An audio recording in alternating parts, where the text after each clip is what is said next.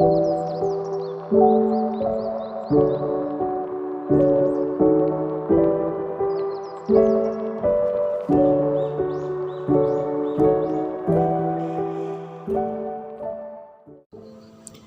memulai video, perkenalkan nama saya Gloria Angelina Liberty, NIM 2010417132. Tujuan saya membuat video ini adalah untuk memenuhi tugas mata kuliah Manajemen Pemasaran 2 dengan dosen pengempu Bapak Ade Mursalim. Di sini saya akan mempresentasikan tentang materi kepuasan pelanggan. Sebelum melanjutkan, di sini saya akan membahas pengertian kepuasan. Kepuasan pelanggan merupakan suatu perasaan atau penilaian emosional dari pelanggan atas penggunaan suatu produk barang atau jasa di mana harapan dan kebutuhan mereka terpenuhi. Sedangkan pengertian pelanggan adalah pelanggan atau customer adalah semua orang yang menuntut kita atau perusahaan kita untuk memenuhi standar mutu tertentu. Selanjutnya pandangan akan pelanggan bagi pemasar dan pandangan akan pelanggan. Pandangan akan pelanggan bagi pemasar, pertama, pelanggan adalah orang yang tidak tergantung pada kita, tetapi kitalah yang tergantung pada mereka. Pelanggan adalah orang yang membawa kita kepada keinginannya. Tidak ada seorang pun pernah menang berargumentasi dengan pelanggan. Terakhir, pelanggan adalah orang yang teramat penting yang harus dipuaskan. Sedangkan pandangan akan pelanggan. Pelanggan adalah orang yang paling penting dalam setiap kesibukan atau bisnis kita. Tidak merepotkan kita, mereka adalah yang kita maksud. Bagian dari kita, bukan di luar kita. Tidak sekedar statistik, mereka memiliki perasaan seperti kita. Orang yang datang kepada kita dengan kebutuhan dan keinginannya adalah tugas kita untuk memenuhinya. Sedangkan jenis-jenis pelanggan terdiri dari pelanggan internal, pelanggan antara, dan pelanggan akhir. Apakah kepuasan pelanggan merupakan tujuan akhir? Sedangkan mengapa kepuasan pelanggan merupakan hal penting? Hal ini dikarenakan dengan memuaskan konsumen, organisasi dapat meningkatkan tingkat keuntungannya dan mendapatkan pangsa pasar yang lebih luas. Kemudian, apakah kepuasan meningkatkan keuntungan atau profit? Tentunya karena kepuasan ini sangat meningkatkan kepada profit perusahaan, yaitu dengan keuntungan dari loyalitas pelanggan. Dapat pelanggan yang loyal memberikan keuntungan besar bagi perusahaan. Biaya yang dikeluarkan untuk mendapat pelanggan baru jauh lebih besar dibandingkan mempertahankan pelanggan yang ada. Pelanggan yang sudah percaya pada perusahaan dalam suatu urusan bisnis akan percaya juga dalam bisnis lainnya. Biaya operasional perusahaan akan lebih efisien. Pelanggan yang loyal sudah memiliki banyak pengalaman positif dengan perusahaan. Terakhir, pelanggan loyal akan senantiasa membela perusahaan dan bahkan mampu menarik orang lain untuk menjadi pelanggannya. Keistimewaan produk yang memenuhi kebutuhan pelanggan. Mutu yang lebih tinggi dari produk memungkinkan atau memberikan manfaat untuk pertama, meningkatkan kepuasan pelanggan, kedua, membuat produk mudah laku dijual, ketiga, memenangkan persaingan, keempat, meningkatkan pangsa pasar, kelima, memperoleh pemasukan dari penjualan, keenam, menjamin harga premium, ketujuh, dampak yang terutama adalah terhadap penjualan, terakhir, biasanya mutu yang lebih tinggi membutuhkan biaya yang lebih banyak. Beberapa faktor-faktor yang berorientasi waktu yang perlu diperhatikan yang berkaitan dengan fitness for use, yaitu availability atau tersedianya, reliability daya tahan atau kehandalan, maintainability atau kemampuan pemeliharaan, terakhir producibility atau manufacturability atau kemampuan menghasilkan. Dimensi mutu, 8 dimensi mutu. Penampilan atau performance atau suatu karakter utama hasil produk. Selanjutnya gambaran atau keistimewaan atau features.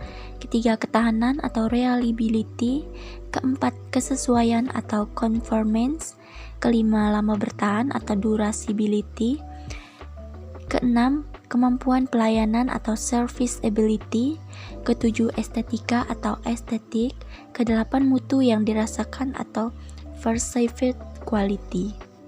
Berikut merupakan contoh dari 8 dimensi mutu barang. Dimensi kualitas pelayanan. Pertama, bukti langsung atau tangibles, meliputi fasilitas fisik, perlengkapan, pegawai, dan sarana komunikasi.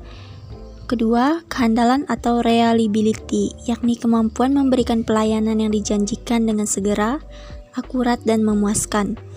Ketiga, daya tanggap atau responsiveness, yaitu keinginan para staf untuk membantu para pelayan, para pelanggan, dan memberikan pelayanan dengan tanggap. Keempat, jaminan atau assurance, mencakup pengetahuan, kemampuan, kesopanan, dan sifat dapat dipercaya yang dimiliki para staf, bebas dari bahaya, risiko, atau keraguan-raguan. Terakhir, empati. Empati meliputi kemudahan dalam melakukan hubungan komunikasi yang baik, perhatian pribadi, dan memahami kebutuhan para pelanggan. Selanjutnya, saya akan membahas tentang 5 kesenjangan yang menyebabkan kegagalan penyampaian jasa. Kesenjangan yang pertama yaitu kesenjangan antara harapan konsumen dan persepsi manajemen. Manajemen mengira bahwa konsumen lebih menyukai ukuran makanan yang besar, padahal konsumen lebih mengharapkan menu yang banyak. Kedua, manajemen mengira bahwa konsumen lebih menyukai kecepatan sampai tujuan, padahal konsumen lebih menyukai kenyamanan dalam perjalanan. Kesenjangan yang kedua yaitu kesenjangan antara persepsi manajemen terhadap harapan konsumen dan spesifikasi kualitas jasa. Contohnya, manajemen meminta para karyawan untuk memberikan pelayanan yang cepat, tetapi tidak membentuk standar waktu yang tepat atau berapa dikatakan cepat. Kesenjangan yang ketiga yaitu kesenjangan antara spesifikasi, kualitas jasa, dan penyampaian jasa. Contohnya, para perawat harus mau mendengarkan saran dan keluhan dari pasien, tetapi di sisi lain juga harus memberikan pelayanan yang cepat kepada para pasien yang lainnya. Kesenjangan yang selanjutnya yaitu kesenjangan antara penyampaian jasa dan komunikasi eksternal. Contohnya, promosi yang disampaikan menyatakan bahwa sekolah menyediakan laboratorium, perpustakaan yang lengkap, tetapi kenyataannya biasa-biasa saja. Sedangkan kesenjangan yang terakhir yaitu kesenjangan antara jasa yang dirasakan dan jasa yang diharapkan.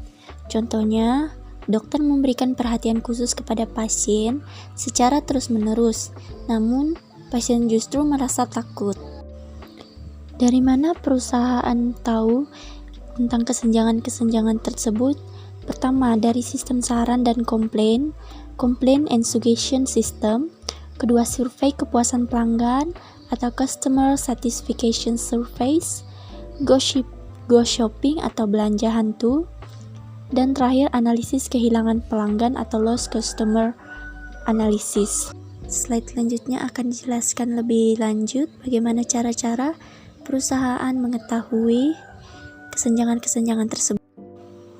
Cara yang pertama yaitu sistem saran dan komplain and suggestion system, yaitu dengan cara menyediakan kotak saran, komunikasi dua arah, menyiapkan petugas seperti customer care atau customer complaint, hotline service, pelayanan 24 jam, telepon bebas pulsa, web dan email untuk usul saran dari konsumen. Berikut merupakan contoh kotak saran atau kotak saran pengaduan yang bisa digunakan dalam perusahaan. Cara selanjutnya yaitu dengan survei kepuasan pelanggan atau customer satisfaction survey. Dengan cara melakukan survei ke lapangan, menyebarkan daftar pertanyaan, angket, kuesioner, wawancara langsung, telepon call, dan cara-cara lainnya. Cara yang ketiga yaitu dengan belanja hantu atau ghost shopping. Dengan cara perusahaan dapat mengirim orang untuk berbelanja ke perusahaan saingan untuk mencari kekuatan dan kelemahan produk dan pesaing. Kedua, perusahaan juga dapat pura-pura sebagai pembeli misterius dan berbelanja pada perusahaan sendiri untuk mengetahui bagaimana para karyawan melayani pembeli, menerima telepon pelanggan, menyelesaikan komplain dan keluhan lainnya dari para pembeli. Cara yang terakhir yaitu analisis kehilangan pelanggan atau lost customer analysis. Pertama, perusahaan akan melihat pertumbuhan jumlah pelanggan naik atau turun. Kedua, perusahaan akan menanyakan dan mencari tahu sebab mereka berhenti menggunakan jasa. Dengan demikian, perusahaan akan dapat memperbaiki kesalahannya dan meningkatkan pelayanan kepada para konsumen. Berikut merupakan ilustrasi dari lost customer analysis. Seperti berapa jumlah pelanggan yang pergi, mengapa pergi, siapa saja yang pergi, kemana perginya, dan kapan pergi. Teknik pengukuran dibedakan menjadi dua, yaitu pengukuran lunak atau soft measures, yaitu pengukuran berdasarkan pada persepsian. Kedua, pengukuran keras atau hard measures merupakan pengukuran berdasarkan pada kinerja objektif. Berikut merupakan faktor-faktor yang mempengaruhi persepsi. Faktor-faktor yang mempengaruhi persepsi pelanggan ada 3. Yang pertama, sebelum membeli produk, saat membeli produk, dan sesudah membeli produk. Sebelum membeli produk, kita pasti akan mencari image atau citra, atau nama merek perusahaan, pengalaman sebelumnya, opini dari teman, reputasi toko atau tempat penjualan, publikasi hasil-hasil pengujian produk, serta harga untuk performance yang diiklankan.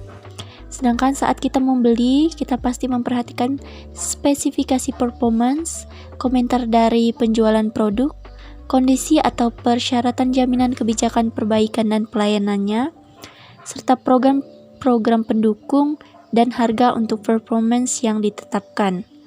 Sedangkan sesudah kita membeli produk, kita akan melihat atau memperhatikan hal-hal seperti kemudahan instalasi dan penggunaan, penanganan penerbitan pengaduan atau jaminan ketersediaan suku cadang, efektivitas pelayanan purna jual, kehandalan produk, serta performance komparatifnya. Teknik mengukur kepuasan tadi sudah dibahas, ada 4, yaitu sistem keluhan dan saran, survei kepuasan pelanggan, go shopping, dan analisa kehilangan pelanggan.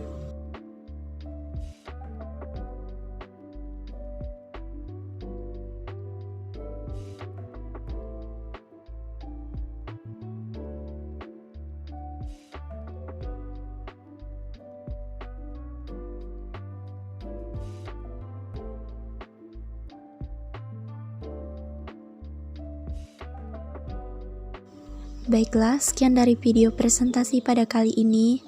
Jika ada kesalahan kata atau kalimat, mohon dimaafkan. Akhir kata saya ucapkan terima kasih. Salam sejahtera bagi kita semua.